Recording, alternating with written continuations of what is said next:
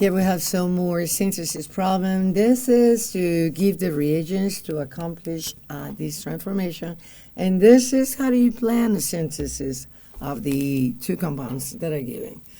Okay, so first of all, let's analyze what we have, the number of carbons. I have this carbon, and I have two metal groups. So I need to add those. So what's the best way to do that? So when we have that, we can plan the synthesis thinking Grignard, but to do the Grignard, it's best to transform that first into an acid chloride. So what I will do is first transform this into an acid chloride using thionyl chloride.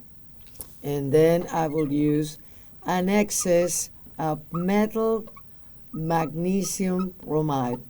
So let's analyze that. What I'm proposing is first treating the carboxylic acid with the thionyl chloride will get you the acid chloride. And I might have, say, metal magnesium bromide. I say that we're using an excess. So I'm going to put a plus and a minus here. Nucleophilic attack. I'm going to get my intermediate. And I'm going to say here O negative.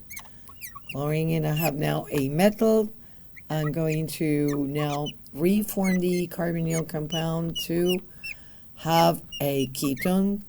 And I know that the ketone can be attacked again by the Grignard reagent, so I'm going to do this. And now I'll be forming the alkoxide, but now this is tertiary, right? And we see here that from this to that, all I need to do is add water or some acid. And we're done. So again, what we just did is simply determine that we had two extra carbons. And we can use Grignard to do that. Okay, next, what are we doing? We need to plan the synthesis of this. That is an ester. And we can see here that, let's name this ester. The acidic portion comes from benzoic acid, and that's a phenyl. So phenyl benzoate. Benzoate. All right. So now this can come from the carboxylic acid reaction, or better yet, from the acid chloride. So I'm going to plan this using the acid chloride and making it react with phenol. So here my nucleophile will be phenol. And again, similar to all the other reactions, nucleophilic attack, tetrahedron intermediate, then you reform the carbonyl just like this, and chlorine goes, and you will have the ester.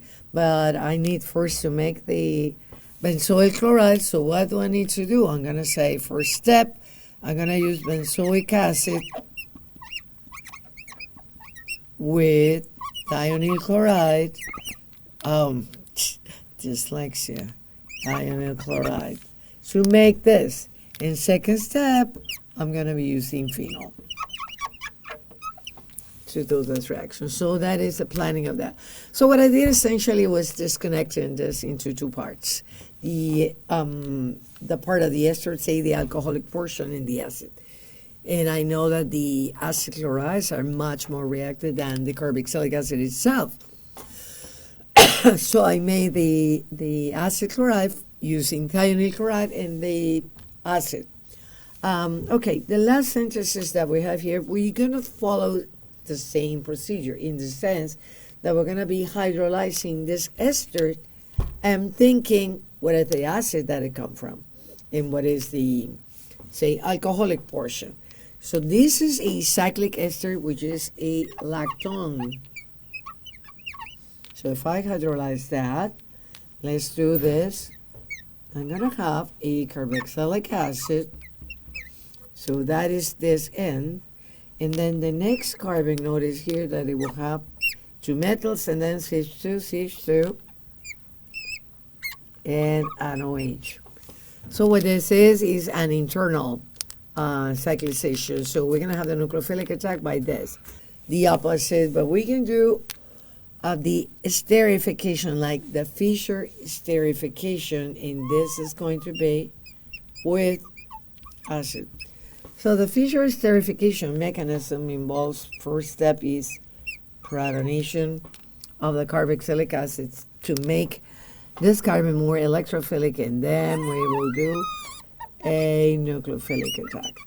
So that's a little bit different reaction, but what we did essentially was hydrolyze the ester and thinking in terms of what is a carboxylic acid portion and the alcoholic portion. And here is dicyclization will go well, like this is the Fischer esterification,